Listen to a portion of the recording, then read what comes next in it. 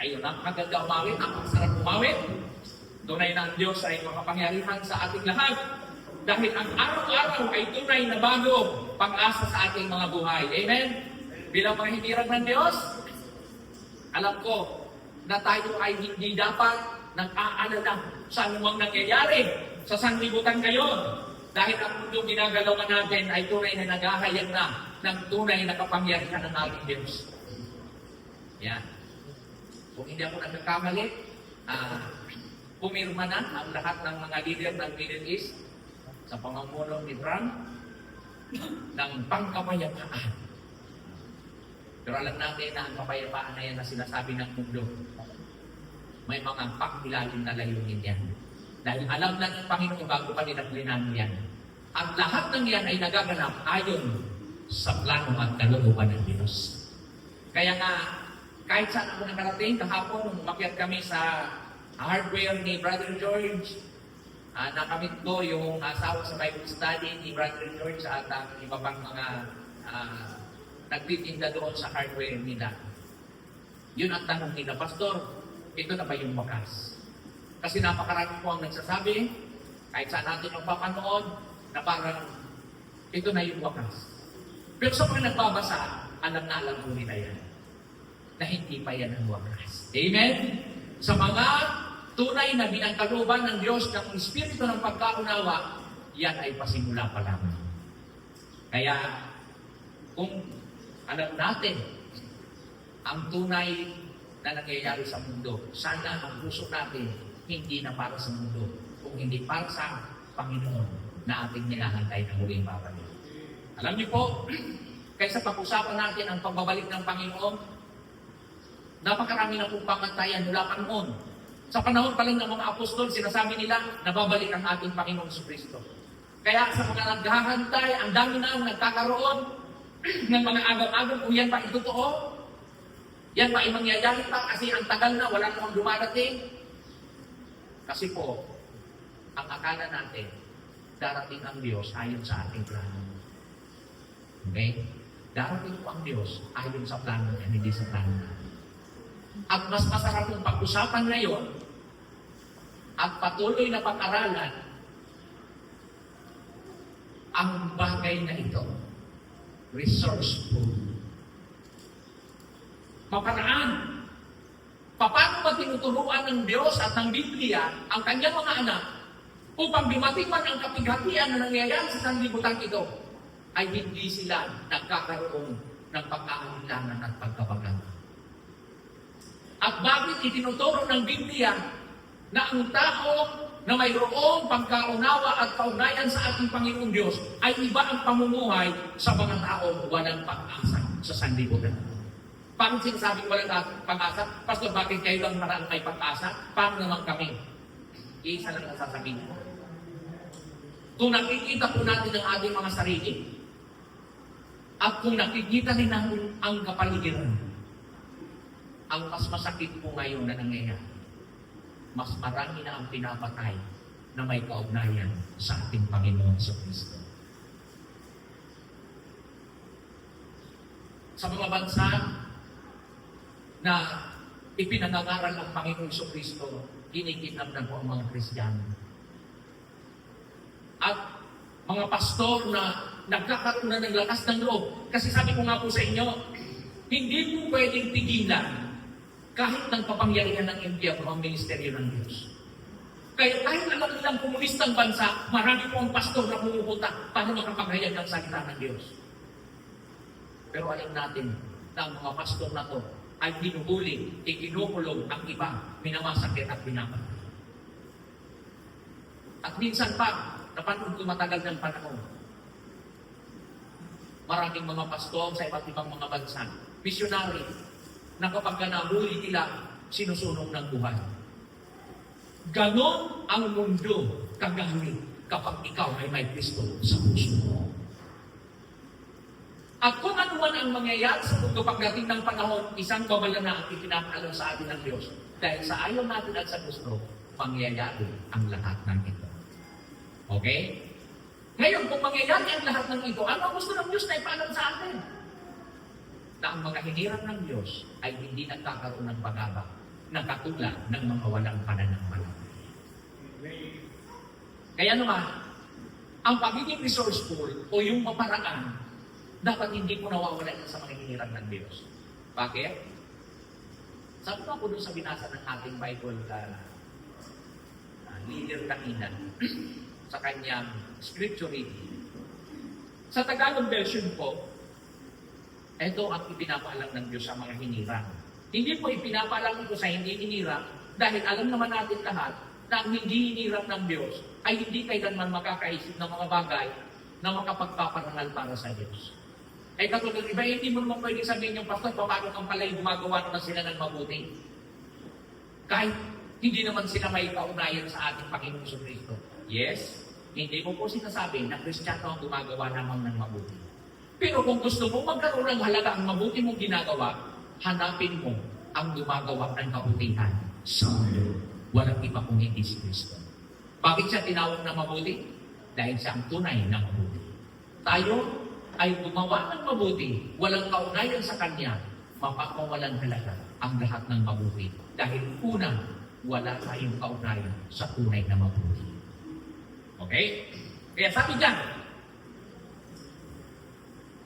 Proverbs chapter 6 verse 6 o kaya Kawikaan sa Tagalog,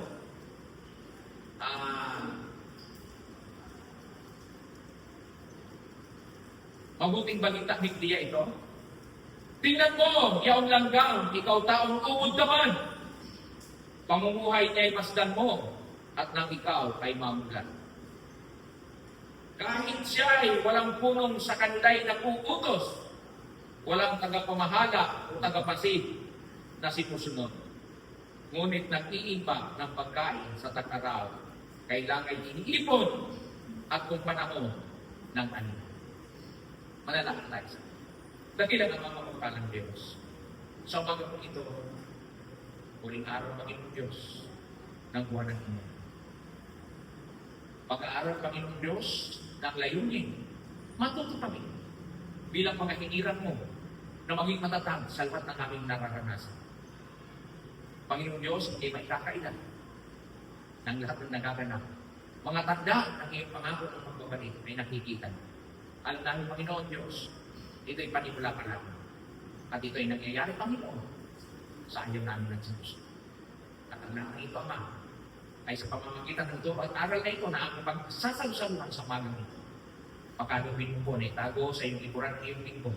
Ihayag mo po ang iyong kapangyarihan sapagkat ito'y kailangan mahayag sa amin at maganap upang kami ay matuto na maging matalino sa lahat ng pagkakataon habang kami ay nabubuhay. Tinatalaga namin ang pagpuri at pasalamat sa pamamagitan ng Banal na Espiritu na tuturo sa amin ngayon at mamumuna sa pag-aaral. Sa ilang pang kapurihan sa kakilaan ng pangyarihan ng Diyos namin at pagligtas na si Jesus. Amen. Now, sabi ko dyan, sa ating pinag-uusapan, at ang aking introduction, God wanted His creation to learn the purpose of life. Kailangan alam ng mga tao, alam ng mga Kristiyano lalo na, higit, alam ang purpose kung bakit tayo ay nabubuhay. Hindi lang basta-basta natin sinasabi na mananampalataya ako, nakasunod ako ni Kristo, mayroon akong paglilipon na ginagawa dahil alam ko na ang Diyos ay dapat kinikilala bilang Diyos at ang pagligtas. Second point, whether you know it or not, God will prove His power. Sa ayaw natin at sa gusto, ipapakita ng Diyos ang kanyang kapangyarihan. Walang sino mang tao pwedeng sumansala at magsalita sa Diyos. Panginoon, dapat ganito, dapat ganyan. Dahil ang Diyos, ang manlilita, ang Diyos ang pinakamakapangyarihan sa lahat. Sino tayo para sabihin sa Diyos kung ano ang dapat gawin at mangyayari? Amen? And third, basta dito sa ating pag-uusapan, that there is no need to waste every opportunity that God gives. Ano man ang pinaakala natin, pinagkatiwala sa atin ng Diyos, ipinagkaloob sa atin bilang tao. Kaalaman man niya, kalakasan man niya, yan man ay mga bagay na material para sa atin dito sa mundo ito. Siguraduhin natin na mabuti tayong nagtiwala sa mga binibigay ng Diyos sa atin. Kasi kung ang lahat ng yan ay hindi makikita ng Diyos, na sa pamamagitan ng mga bagay na mayroon tayo ay hindi siya napaparangalan, gaano naman karaming bagay na tinatangkilik sa mundong ito, mas magiging masangol pa tayo kapag kapilin ng Diyos, ihiwalay ka sa kanyang mga plano. Naalala niyo si King Nebuchadnezzar? Sa sobrang tayo ng kanyang mga pangarap, na humiwalay ang kanyang layunin sa plano ng Diyos, huwag naman sana mangyari sa mga Kristiyano. Namuhay siyang katulad ng isang hayop. Humaba ang kanyang mga buko at kumakain siya ng damo hanggang hindi niya nare-realize, hindi niya napagpunan na ang plano pala ng Diyos sa buhay niya bilang tao ay dapat ang Diyos ang nasusunod, hindi ang kanyang sarili. Kaya sa umagang ito, pakaunawain natin mabuti. Ang mensahe simula pa noong January 1st Sunday, 2nd Sunday, 3rd Sunday, at ngayon, last Sunday ng month of January. At parang kailan lang, nagsiselebrate tayo ng Pasko, ng Christmas. Kaya 11 months na lang, Pasko na ulit. Diba? Napakabilis ng panahon para sabihin natin na, Pastor, saka na ako maglilingkod. Alam niyo po, hindi ko pinag-aasahan ng mga pangyayari sa akin. Kahapon, kasama kami nila, brother. Ilang taon na ba si tatay na naka-bitbillion na ang tao na lang? Tatay Daniel? 4 years? Grabe. Pero sabi ko po sa inyo, gano'n na lang ang galak niya. Dati po iyan nasulti niya, Tatay Daniel. Dati po siyang tumigilo sa paggawa para sa Panginoon. Pero alam niyo po, napakasarap mag-alaala ang mga bagay na ginawa mo sa Panginoon at magagawa mo pa. Kapag Diyos ang napaparangalan, kahit kaway kahinaan sa pisikal na katawan. Ano sabi ni Pablo na makaganda? Sa 2 Corinthians chapter 4, verse 16. Kaya hindi pinanghihinaan ng loob ang aming mga sarili sa kabila ng nararanasan. Dahil ang kanilang mga mata ay hindi na nakatuon sa mga bagay na nakikita. Kung hindi, kaya sila nabubuhay, nagpapatuloy kahit ilalaki ko, kahit ikinupulong dahil kay Kristo. Yun naman ang sinabi, pinag-aralan natin last Sunday. Dahil kay Kristo, pahihirapan kayo ng mundo. Kaya ito, dapat matuto tayo na malaman ang lahat ito. Kaya kung maayos pa ang ang buhay ninyo ngayon, magaya kayong nakakapagpahayag ng salita ng Diyos sa Pilipinas, gawin nyo na. Kasi pag dumating na pinipersecute ang mga hinirang ng Diyos, baka isa-isang tatanggalan tayo ng buko para sabihin nyo na, I deny Jesus. Unti-unting binabalatan ang talampakan mo para lang sabihin na dapat itinatanggi mo na ikaw ay tagasunod ni Kristo. Na pag dumating na ang panahon, binabalatan unti-unti ang balat mo at unti-unting sinasabi, tatanggihan mo ba ang Kristo? O mabubuhay na? Mapahalag tayo sa Pilipinas. Malaya ang ipinangangaral sa Diyos. Pero hindi sa lahat ng panahon. Dahil sinasabi ko po sa inyo, ang tao habang tumatanda, humihina. Habang tumatanda, nawawala ang lakas. Sabi ko kahapon, ang sarap alalahanin. Na nung mga kabataan, pag sinikwat mo yung 50 sakong bigas, sabay pasan, itinatakbo pa. Pero ngayon, 25 kilos na nga lang, humahalhal pa. Kailan mo mo sasabihin na ang iyong katawan, ang iyong sarili ay ipagkakatiwala sa Panginoon? Kailan mo sasabihin na gagawin mo ang mga bagay na nararapat para sa Diyos kung hindi mo na kaya?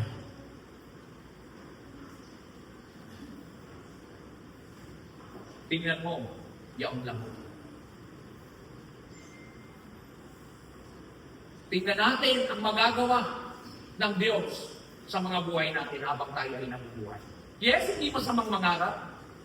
Yes, hindi masamang gawin kung ano ang gusto mong gawin bilang tao sa mundo na to. Hindi naman ipinagkait sa atin ng Diyos yan. At mamaya mapag-aaralan natin yan. Pero ang itinuturo sa atin ng Diyos, matuto tayong malaman ang layunin ng Diyos sa buhay mo at sa akin. Bakit tayo nandito pa sa mundo na to hanggang ngayon? First point. Sabi diyan, people who are resourceful and light and have a character full of wisdom. Dapat ba na mga taong makaraan sa buhay ay may katangiang puno ng karunungan? Ang kaalaman ay nagdudulot ng kaligtasan. Amen? Ang taong maalam, kahit nasa bingit ng kamatayan, kaya niyang gumawa ng paraan para hindi siya mapalaman. Yan ang Diyos sa buhay natin. First point, God created us for doing good. Alam ba natin yun bilang mananampalataya, bilang tagasunod sa ating Panginoong Jesucristo, na dapat talagang nabubuhay tayong gumagawa ng tama at gumagawa tayo ng mabuti. O sa ating buhay Kristiyano, tinitiis na lang natin. Sabi naman kasi pastor sa Bible, Romans 3:10, walang taong matuwid, walang kahit isa. Kaya ako ngayon, pastor, na umuhay, kahit gusto mo maglingkod sa Diyos, nagkakasala pa rin ako. Sabi ko po kanina sa Sunday School, sino ang perfect kong Kristiyano? Sino ang Kristiyano magkakapagsabi hindi na siya nagkakasala ngayon? Pero dapat natin malaman, God created us for doing good. Amen? Dapat alam natin lahat ng ginagawa natin sa buhay natin bilang tao na tinuturuan ng Diyos na maalaman ang mga bagay upang hindi tayo napaglalanan ng diablo sa sanglibutan ito. Mababasa natin yan sa Ephesians chapter 2, verse 10. Anong sabi po? Sapagkat tayo'y nilalang ng Diyos, nilikha sa pamamagitan ni Kristo Jesus, upang inuwan natin ang ating buhay sa paggawa ng mabuti. Iyan ang layunin pinili ng Diyos para sa atin noong una pa man. Amen? Mabuti ang layunin ng Diyos. Kaya nga po tayo itinira sa Garden of Eden. Kaya nga po tayo inilagay sa mga lugar na hindi na natin nahahanapin ang pangangailangan. Ngayon, ikukonsidera natin sa ating mga sarili. Pastor, kasi sabi ng Bible, walang taong matuloy, walang mahihisa. Kaya ako ngayon nagkakasala. Isa na ang dapat natin malaman. Hindi ang Diyos ang pumili kung bakit ka nandito sa mundo. Amen? Hindi ang Diyos ang may layunin kung bakit ka nagtitiis ngayon. Tayong tao ang pumili niya dahil sa katigasan ng ating mga ulo. Tanggapin natin ang natutunan. Mabuti ang plano ng Diyos para sa lahat. At dapat gumagawa tayo ng mabuti para sa Kanya. Ano ang sabi niya? Una, for God His glory.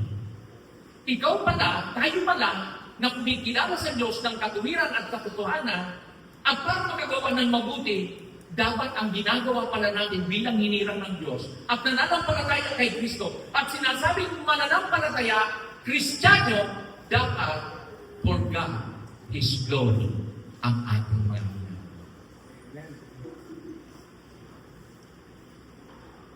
Hindi kaya natin naiisip sa araw-araw natin na buhay, baka hindi na po ang Panginoon ang nabibigyan natin ng glory. Baka kinukonsidera na lang natin sa ating mga sarili, Kristiyano ako. Maghantay ka, Lord. Kung kailan ibibigay sa iyo ang glory na narapat para sa iyo. No! Dapat bilang Kristiyano, ang lahat ng ginagawa natin ay nagbibigay lugod para sa ating Panginoon. Number 2. To reveal His love.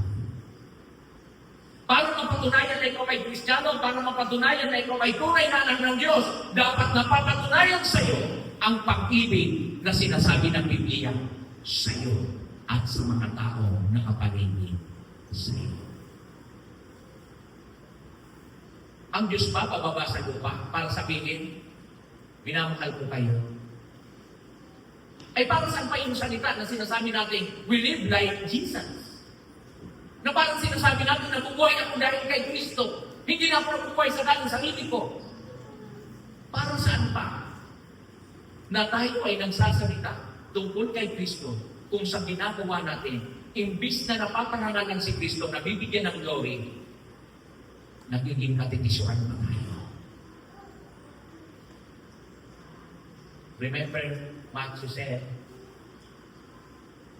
kung ikaw ay Kristiyano, nagiging katitisuran ng isa sa maliliit na hinirang ng Diyos. Mas magiging pa sa iyo ang bitina ng isang malaking gilikan at ihulog sa dagat. May pakinabang.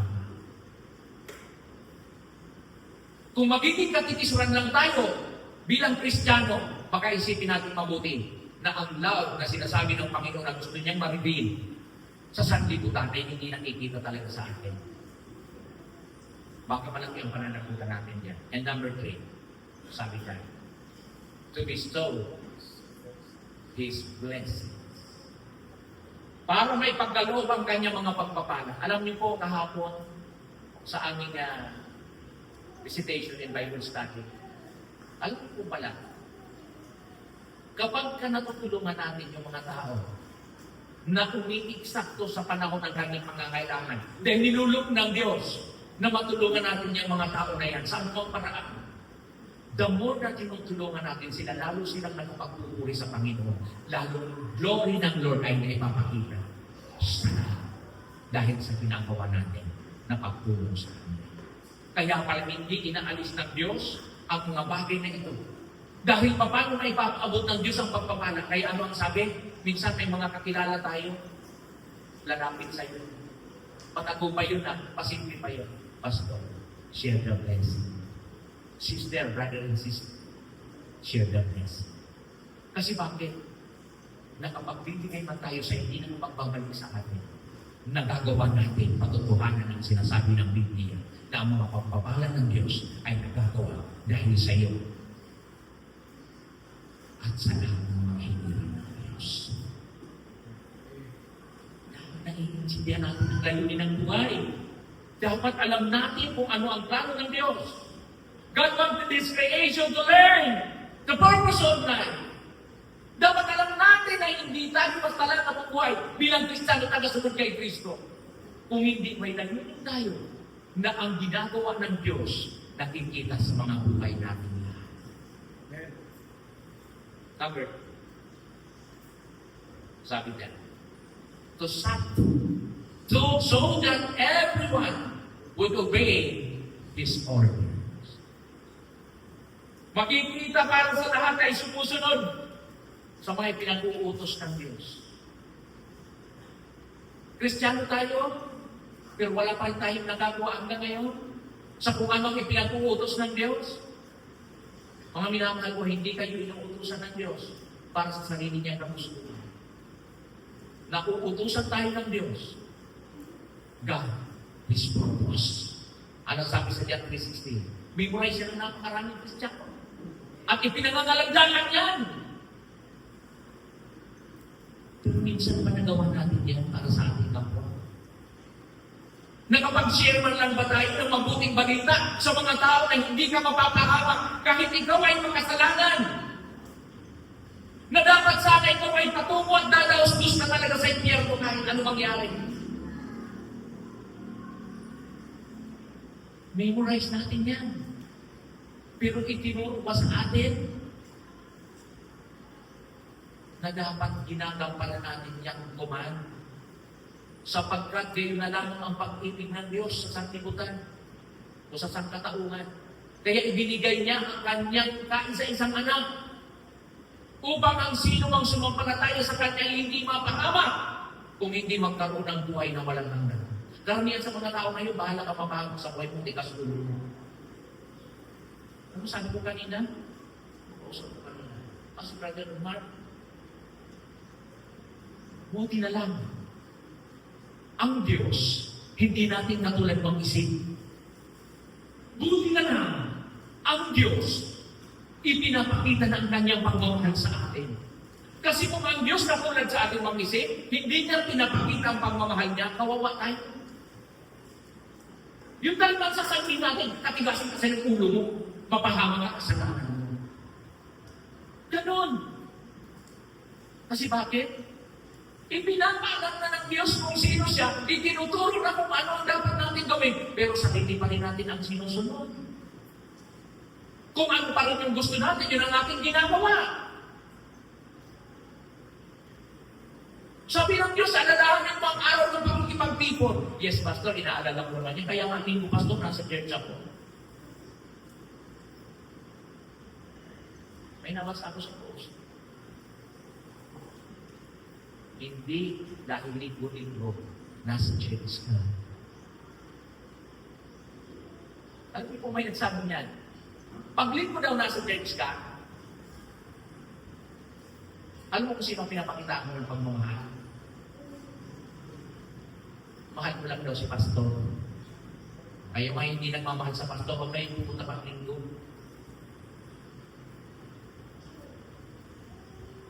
Pag linggo lang daw kayo umaaten, mahal nyo lang si Pastor. Kasi ayaw nyo na nagpupulang kayo na Pastor, o linggo na naman, wala ka.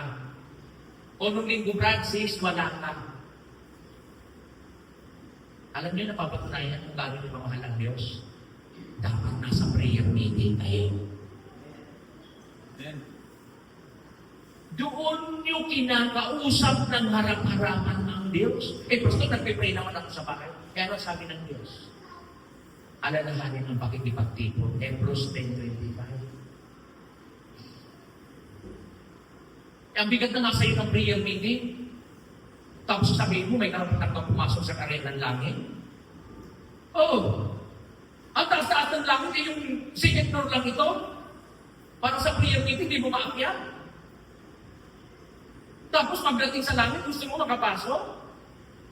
Baka may problema tayo.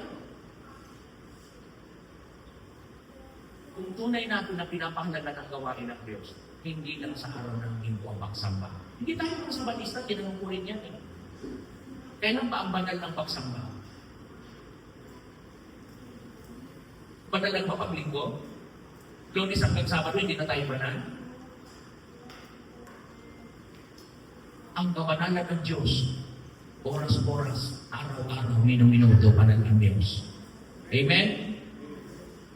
Ano ang sabi dito sa sunod natin pag-usap? Return love to God. Amen? Kung talagang mahal mo ang Diyos, kung talagang sinasabi mo minamahal mo ang ministeryo ng Panginoon, huwag mong sayangin ang panahon ng kalakasan. Habang may mga paaka pang inilalakad, habang may mga tayo ka pang nakakarinig, habang may bibig ka pang nakapagsasalita, gawin mo na papurihan at parangalan ng Diyos dahil sa mayroon ka sa buhay mo. Bakit? Pag dumating na ang panahon ng kahinaan, kahit anong pagpusili mong paglingkuran ng Diyos, hindi mo na magkatawa yun. Darating ang panahon, hahanap-hanapin mong paglingkuran ng Diyos, pero hindi mo na yun magkatawa. Ano sabi dyan? Next, to know God in the Word. Dapat alam natin magbalik ng pagmamahal sa Diyos. Makilala ang Diyos sa sanlibutan. Ang dami na, mas masigasin pa kayo mga bulang mga ngaral. Oh. Kaya siyempre, bakit ko naiisip na gusto kong dalhin dito yung maitim doon? Kasi buti pa yung maitim doon, nagsisiksikan ng mga tao. Kahit mamatay sila. Talagang makikipagsiksikan sila. Eh kung ilagay mo kaya yung dito sa harap, di ang saya, nagsiksikan din sila dyan, baka may mahulog pa sa hanggan. Oh. Pero hindi nila alam ang tunay na Diyos. Dahil yung mga taong nakakaalam ay nananahimik. Hindi ginagawa kung ano ang nararapat. Napakaraming nagsasabing Kristiyano, pero hindi ginagawa ang layunin ng Diyos na makaalam ang lahat ng mga taong nakakilala. Kaya tuloy nagiging pulaan tayo ng maraming mga Kristiyano kayo? Sige nga, magsumili nga kayo. Sige nga, magpaalam nga kayo ng mabuting balita. Dami nagsasabi, Kristiyano po kami. Magsusumili naman ako, Pastor. Wala nang nakakaalam. Oh! Sikretong Kristiyano.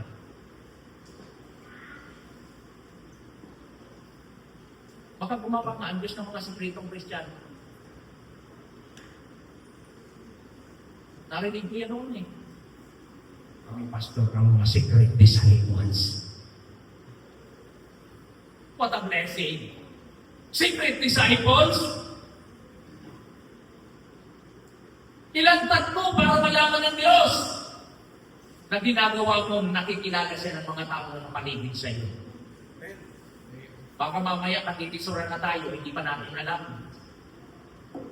Akala pa natin Kristiyano tayo, pero natitisod na pala ang mga tao na paligid sa atin. Luluhod tayo at ipagsusulit natin lahat yan sa Diyos. Number 3, big part of the plan. Amen? Di ba ang sakit nun? Subukan niyo po sa isang pamilya. Nagpaplano ang lahat, pero hindi ka kasali. Sige po? Subukan natin. Ang dami na palang plano ng pamilya natin, hindi tayo sinasali. Di mo masakit? Hindi mo alam may plano ang Diyos. Hindi tayo nabubuhay dahil sa sarili natin mga kagustuhan. Lahat ng ginagawa natin sa mundo na ito, yan ay plano ng Diyos. O sino ang makapagsasabi na mabubuhay ako hanggang gusto ko?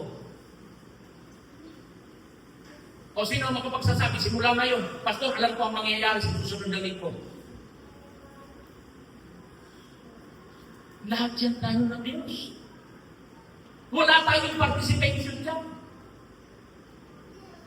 Kaya kung sinasabi ng Biblia, tingnan mo yung langgam, ikaw taong ubod naman. Pamumuhay niya ay masdan mo, at ang ikaw ay mamulan. Buti pa yung langgam. Alam niya ang kanyang tungkulin sa kanyang buhay. Ipinapaalam ko sa atin ang pamitang para matuto tayo. Hindi na lang puro haplos.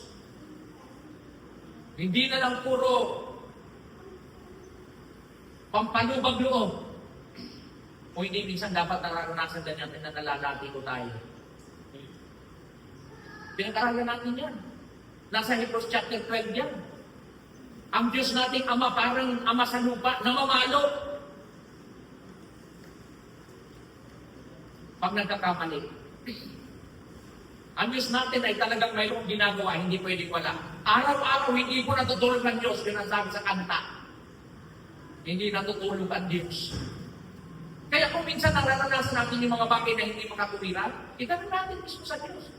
Alam niyo po, hindi ang Diyos ang may problema kung hindi tayo. Tanggapin natin ang katotohanan na yan.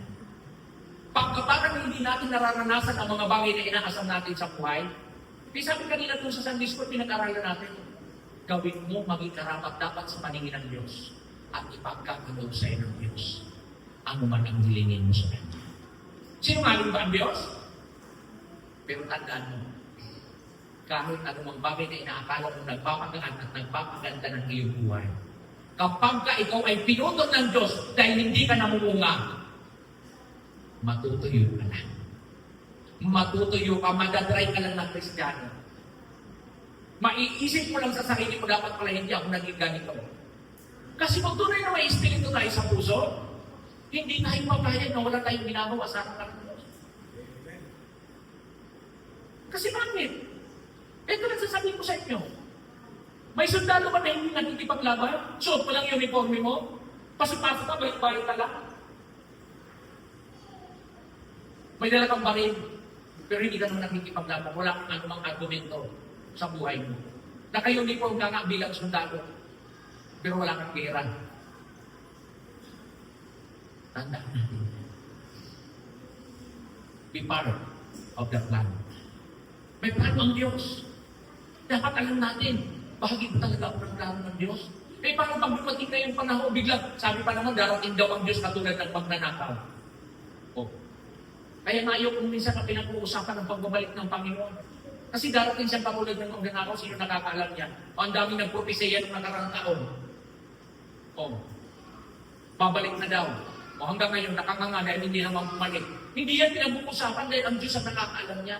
Ang pag-usapan natin, paano natin natagawa ang tungkulin natin bilang hinirang ng Diyos. Second point. Bilis lang yan. Second point, through the Holy Spirit, the child of God can be guided. Yan. Isang pamantayan natin sa ating mga sarili para mag-prove natin na tayo ay mga tunay at hinirang ng Diyos. Dapat may pangkilos ang banal na Espiritu. Ramdam dapat natin yan. Dapat, pag wala na tayong ginagawa, hindi na tayo natutuwa. Lalo na pag pinag-uusapan para sa kapurihan ng Diyos. Kumikilos ang Espiritu ng Diyos sa bawat isa, sabi niya. Number 1. The Spirit of God is at work in each one, hindi pa each group. Luluhod tayo. Bawat tuhod. Hindi luluhod tayo bilang isang church. Kita ko natin yan. Sinasabi ng Biblia. Kaya kung ano ang ginawa mo sa Panginoon, yan din ang ihaharap mo sa Kanya. Kaya sabi ko, no, bago ko basahin ang 2 Corinthians. Kahit siya'y walang puno, sa kanila ay nagpuputos. Walang tagapagmahala o tagamasin na sinusunod. Ganun. Kaya bakit binanggit? Ang dami lang kasi pwedeng sabihin eh. Bakit hindi binanggit yung kalabaw? Masdan mo ang kalabaw. Masdan mo ang ibon. Pwede sinabi yung mga ibon eh. Sa Psalms. Pero dito yung pinakita, masdan mo ang langgam. Kasi bakit? Tayong mga tao, mas higit pa sa langgam. Alam niyo kung bakit? Mayroon tayong espiritu. Mayroon na tayong kaluluwa, dinagdagan pa ng espiritu. Tapos sasabihin natin, Pastor, desperado ako sa nangyayari sa buhay ko. Puro na lang ako problema, puro na lang ako kabigatan. Alam niyo po, lalo lang natin sinisira ang turuan aral ng Diyos. Kapag sinasabi na tayo, hindi na natin kaya ang ating mga ulo. Kaya alam niyo po, may nagtanong sa akin yan eh. Pastor, ano ang masasabi mo na Kristiyano nagpakamatay? Alam niyo po, walang Kristiyano nagpapakamatay, amen? Kung ganyan ang aral at tinuturo ng Diyos sa atin, magagawa mong kitinin ang buhay mo? Para sabihin lang, kawawa naman si brother, kawawa naman si sister. Pinabayaan ng espiritu ng victim. Hindi kinaya yung depression. Alam niyo po, hindi biro yan. Nung nakaraan niya, may tumudag sa tunay. Nung December o November yata, yun, ewan ko, napatwa niya nila Brother Lee. Kasama si EJ, yung lumundag sa mall, sa daan. Alam niyo, walang Kristiyano gumagawa niya. natin? Alam natin ang kaugnayan natin, mayroon tayong banal na Espiritu, mayroon tayong kaluluwa na tinuturuan ng Diyos na matuto araw-araw sa ating mga buhay. At mayroong banal na Espiritu na nagsasabi sa atin ng mga bagay na dapat natin ginagawa. 2 Corinthians chapter 12, verse 4 hanggang 7. Ganito po ang sinasabi. Para maintindihan lang naman natin. Anong kasing Kristiyano ba ako? Nakarinig siya roon ng mga bagay na di kayang ilaraw ng salita at nang di dapat bigkasin ni numan. Ipagmamalaki ko.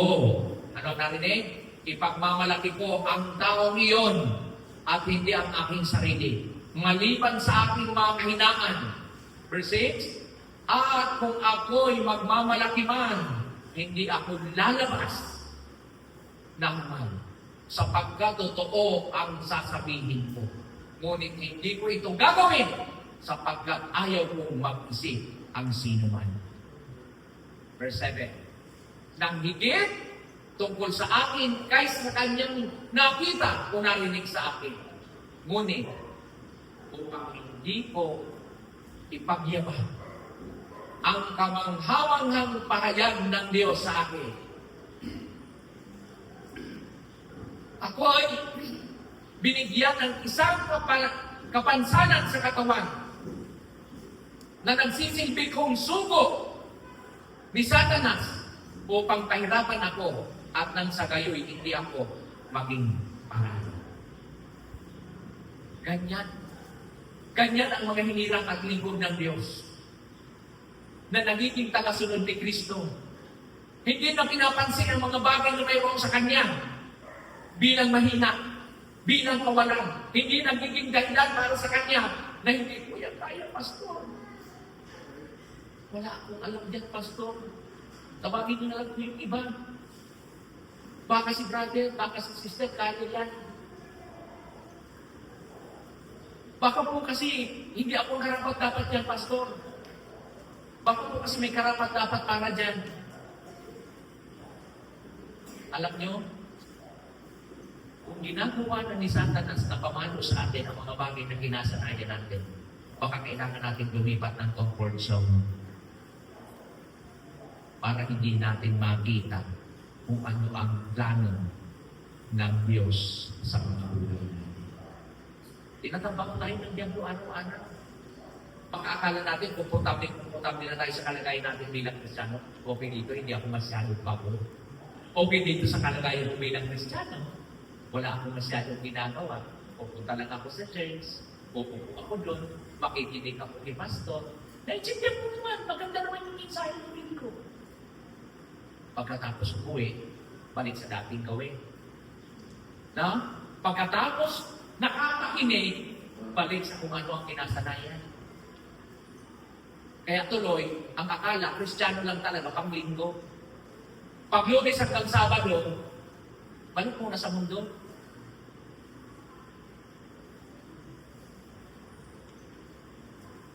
Okay? Okay naman ka na lang. Sabi ko na ulit ako magiging Kristiyano ngayon po ng Lunes. Sama-sama tayo. Kung ano ngayon sa mundo, sama-sama tayo. Baka mayroon tayong dapat malaman ngayon. Sa pinag-uusapan natin. Matalino ang kaaway, tuso, mapanglamang, mapanglinlang. Yes, alam natin lahat yan. Pero baka biktima na tayo, hindi pa natin alam. Sige, tuloy tayo. Letter A. And wisdom and intelligence. The Spirit of God is at work in each one. And be intelligence and wisdom. Kung talagang tayo ay may leading ng banal na Espiritu, tandaan niyo po yan. Yan ang naalala ko, parang gusto kita nung dito po yan eh. Noong ating year-end service. Na kung talagang leading ka ng banal na Espiritu, paano mo malalaman? O paano mo magagawa? Kasi yan po, dapat ang karunungan hindi nawawala. At ang kaalaman na ibinibigay sa atin ng Diyos, nagpapatutuo na ang Diyos ay mabuti. Yan ang sinasabi ng Biblia. Kahit si Pablo, lingkod ng Diyos, naranasan niya ang mga bagay na nagpapahina sa kanyang kaisipan. Kaya nagiging pamalo ni Satanas, tuloy sabi niya. Pero hindi niya sinasabing pamalo ng Diyos. Kung hindi si Satanas ang gumagawa ng para hindi gumagawa kung ano ang plano ng Diyos. Kaya ang katalingman natin, bantayan natin ang ating mga pagkaunawa. Bantayan natin. Dapat nga kung pinag-iintindihan natin na tayo ay may kaugnayan sa Diyos na makapangyarihan sa lahat. Number 2. Sabi diyan, sa pagiging masikap at matyaga. Yan o. By being diligent and patient. No? Wala na po, pastor, na pagtsatsaga dyan sa church. Naupos na yung kasipagan ko noon. Dati, pastor, ganyan kami dyan eh. Dati pa nga, gumaganito kami sa church na yan eh. Dati nga, maaga pa, nandun lang kami dati. Hey! What happened now? Ano na ngayon?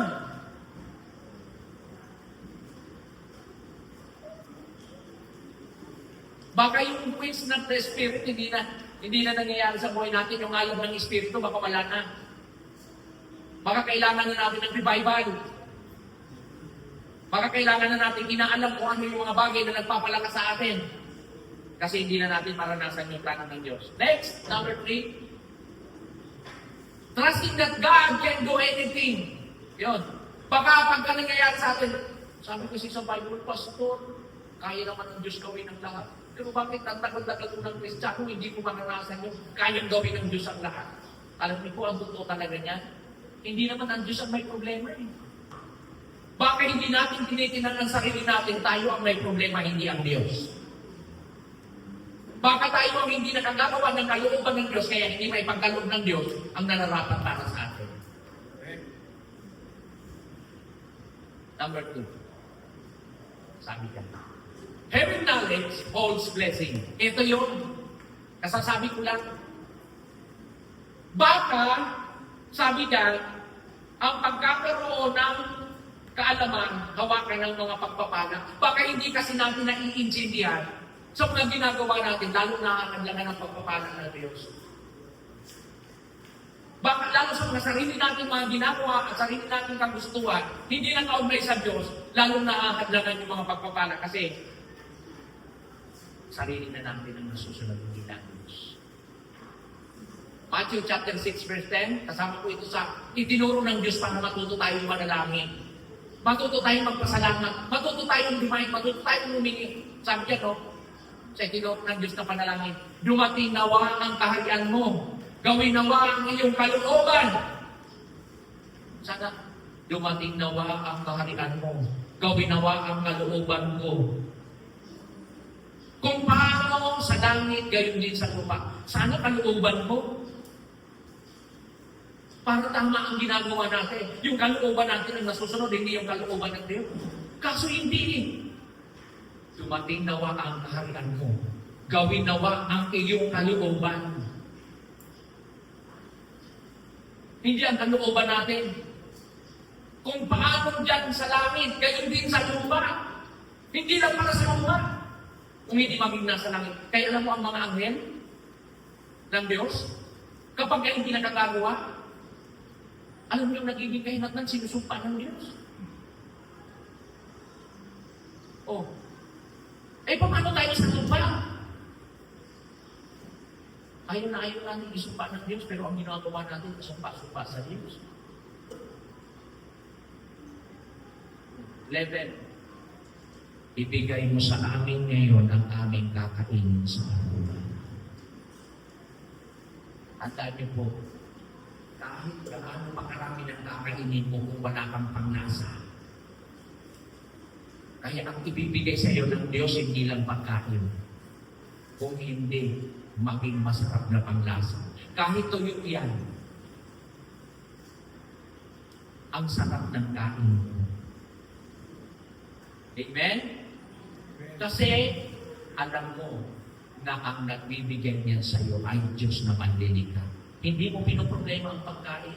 Ang dami nang nasira sa pagkain. Kaya nga si Satanas sa Matthew chapter 4, yun ang unang-unang tiniran niya sa ating Panginoon Kristo. 40 days and 40 nights na hindi ka kumakain, abay masama na yun. Sino hindi nga makakagawa ng ngayon sa atin? 40 days and 40 nights. Isang araw pa nga lang, nagdi-delivery na yung kapitbahay niyo. Kasi binabato mo na. Dahil hindi ka na kahit kumakapo. Napakahirap pag kapagkain po ang pinag-uusapan. Kaya maging matalino tayo. Gamitin natin ang sinasabi ng Diyos. Ang Biblia. Dapat nauunawaan natin ang binibigay ng Diyos sa atin sa araw-araw. Marunong lang tayo dapat magpasalamat. Amen? Kaya nga, may karapatan tayo kumawin ng count your blessings natin one by one. Amen? Dapat naiintindihan natin na ang ating pagsunod sa Panginoon ay hindi lang po basta lang sinasabi ng sino man. Kung hindi ang pagsunod natin mismo sa Diyos, leading ng banal na Espiritu sa atin. Nililid na tayo ng banal na Espiritu, ayaw pa natin gawin. Anong nangyayari sa buhay natin? Nagkaka-triple. Okay, tuloy tayo. Sabi dyan, para mapanggawain natin yung karunungan at yung mga pagpapala ng Diyos na ibinibigay sa atin, ay nagiging matalino tayo at ang leading ng banal na Espiritu ay hindi napapawalan. Dapat, sabi dyan, frugal or wise, stable. Yun. Dapat, marunong tayong mag-budget, marunong tayong gastusin. Sabi ko nga po kanina, mayroon tayong kaalaman sa paggastos ng mga biyaya na pinagkakaloob sa atin ng Diyos. Mabuti at matalino tayong katiwala. Hindi yung, yes, ako ngayon. Paldo. Saan sino narinig yan? Yes, paldo. Paldo. Paldo. One dimension meal. Paldo ngayon, bukas na. Dapat matalino tayo sa mga pinagkakatiwala sa atin ng Diyos. Alam natin kung paano yan gawin sa harapan ng Diyos. Para yung susunod na pagpapala, alam ulit natin kung paano yung pagkakaloob. Amen? Number 2, sabi dyan, making wise through lessons and teachings. Ayan o. Dapat matalino tayo sa mga itinuturo, sa mga aral. Kaya tayo napaglalaman ng mga bulaang mga ngaral eh. Kasi kung ano-ano yung pinaniniwalaan natin, hindi tayo nagiging marunong sa pakikinig. Ay magsasabi lang na, ganyan kasi nararamdaman mo, Brad. Ganyan din ako. Kaya yung gamot ko bagay sa'yo. Ikaw naman, dahil alam mo, yung naramdaman niya, sinabi, yun din ang naramdaman mo, yung gamot ininom mo, hindi ka magpacheck up. Kaya tuloy, lahat ng sakit mo, mas mahigit pa kaysa sa kanya dahil uminom ka ng gamot na hindi nararapat para sa'yo. Alam mo na kung anong turo, alam mo na yung aral, nag-i-interpret ka ng mga ibang turo. Kaya kayong tama dahil ang pastor yung sinasabi ng kapitbahay namin. Tayo din ng mga Kristiyano nagkakaway-away. Tayo daw ng mga Kristiyano nagkakanya-kanya. Kaya ito, pastor, pinag-ininaan namin ng sa church. Kaya ayaw mo na talaga pumunta sa church. Kasi bakit? Yung kaalaman, yung mga turo na ibinibigay sa atin ng Diyos, hindi talaga yun ang pumapasok sa atin. Mas nakikinig pa tayo sa sinasabi ng iba na ginagamit ng Diablo para masira ka. Kaya ano ngayon ang kalagayan natin bilang Kristiyano? Sunod po, last. Ito. Practicing spiritual. So kaya hindi na natin nagagawa yung maka-spiritual na paglilingkod, hindi na natin nagagawa yung makalangit na mga gawain, at hindi na natin nagagawa at hindi na napapractice kung paano tayo buhay Kristiyano na may kagalakan sa Diyos kasi nakikinig na tayo sa kung sino-sino. Alam niyo po, may mga pag-uusap kami mga pastor. Alam niyo po kung bakit dumadami ang miyembro ng iglesia? Ayaw nilang pumupunta sila sa ibang simbahan. Ayaw ng iglesia na leader na nakikinig ka sa ibang turo. Samantalang tayong Kristiyano, malaya. Kaya tuloy, kung kaninong turo ang natututunan, Hindi talaga yung tinuturo ng Diyos at ng Biblia. Alam niyo po kung gagawin natin yan bilang mananampalataya? Kung ano ang turo na naririnig niyo dito, dito niyo lang naririnig yan. Huwag kayong makinig sa turo ng iba dahil mapapahaba kayo. Kaso hindi. Malaya kayong pagbasa ng Biblia na sinasabi ng pastor sa harapan ninyo. Baka nilinin lang kayo. Alam niyo kung bakit yan sila? Kaya nilang gawin yun? Kasi ayaw nilang pagbasa ng Biblia ang kanilang mga miyembro. Kaya naman sana, maintindihan natin lahat na ang layunin ng pagiging Kristiyano natin, hindi na basta-basta. Kung hindi ang pagiging Kristiyano natin, isipin mo, tumatawag tayo sa Diyos na Ama. Ang tinatawag nating Ama ay Diyos ng mga Diyos, Hari ng mga Hari, Panginoon ng mga Panginoon. Pero palaboy tayo sa mundo ginagalawa natin. Baka may problema tayo, hindi ang Diyos. Baka mayroon tayong hindi nagagawa, hindi ang Diyos. Baka ang dami natin hinihingi sa Diyos kaya hindi nangyayari. Hindi talaga tayo ang gumagawa ng mabuti. Kung hindi, napupulaan ng Diyos natin dahil sa ating mga ginagawa. Amen. Iyan. Conclusion. Sabi dyan, make to yourselves friends of the matter of unrighteousness. Madaling hanggang po yan. Nagsulat po yan sa Bukong Luke. Ano pasunod? He that is faithful in that which is least is faithful also in much. Kita nyo? And number 3, mas malupit yan. Yung kasunod. Yan.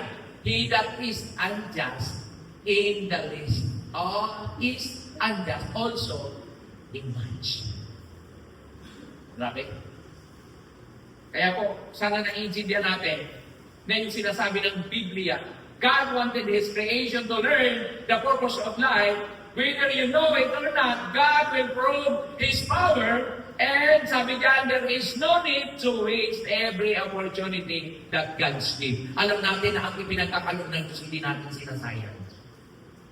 Dapat alam natin ang bawat pagpapalang na nararanasan natin. Imagine niyo kung bakit tayo ay may karapatang mag-worship, magpuri sa Diyos, ipinanganak tayo mubad. Pero ngayon marami na tayong pag-aaral. Wala mo na kung milyon, yes. Pero hindi tayo nanatiling magmang. Amen? Tinuturuan tayo ng Diyos na maging matalino. Ano sabi dyan? Para makita natin ang Luke chapter 16, verse 9 to 12. Napakaganda po dito. At nagpatuloy si Jesus sa pagsasalita. Sino nagsasalita? Kaya sinabi ko sa inyo, gamitin ninyo ang kayamanan ng mundo ito sa paggawa ng mabuti sa iyong mga kapwa. Upang kung maubos na iyon, ay tanggapin naman kayo sa takanang walang lahat. Klaro? Be wise! Christian, tingnan natin ang sinasabi ng Biblia. Baka marami tayong dapat matutunan. Kasi baka mamaya, ang akala mong mayaman ka, ang akala mong mayroon ka, sa isang biglang mawawala yan sa'yo. Marami nang nangyari yan. Walang kayamanan na tumatagal sa kamay ng tao. Sabi nga ng Biblia, para yan kasing bilis ng ibon sa paglipan pag hindi ka naging matalino sa pag-awal. Next. Next po. Yan. Ang mapagkakatiwalaan sa maliit na bagay ay mapagkakatiwalaan din sa malaking bagay. Ang mandaraya sa maliit na bagay ay mandaraya rin sa malaking bagay. 11. Kaya, kung hindi kayo mapagkakatiwalaan sa mga kayamanan ng mundong ito, sino ang magtitiwala sa inyo ng tunay na kayamanan? 11 ay 12. Kung hindi kayo mapagkakatiwalaan sa kayamanan ng iba, sino ang magbibigay sa inyo ng talkantala sa inyo? Nawa, malinaw sa puso natin lahat na ang sinasabi ng Biblia na ang taong tamad kailanman ay hindi makapananagupan. Lalo sa katamaran natin ay hindi makikita ang spiritual na guidance ng Diyos. Kaya naman, sana sa mga araw na turo na ito na napakinggan natin ngayong araw, hindi ko po ito naaral at natutunan para sa sarili kong pagkatao. Alam ko, may layunin ang banal na Espiritu ng Diyos. Bakit na tayo ay tinuturuan na maging matalino sa lahat ng atin. Bago pa po yan narinig inyo, habang inaaral ko, ako ang tinuturuan ng Diyos sa mga akin na narinig niyo. Nawa, hindi lang sa akin, ganoon din sa inyo. Maging makabuluhan ang mga buhay natin sa pagsunod sa atin, sa makapangyarihang Diyos, para hindi napupulaan ng Diyos at hindi rin tayo nagiging katitisuran sa sanlibutan na ating kinalaman. Tumayo po tayong lahat.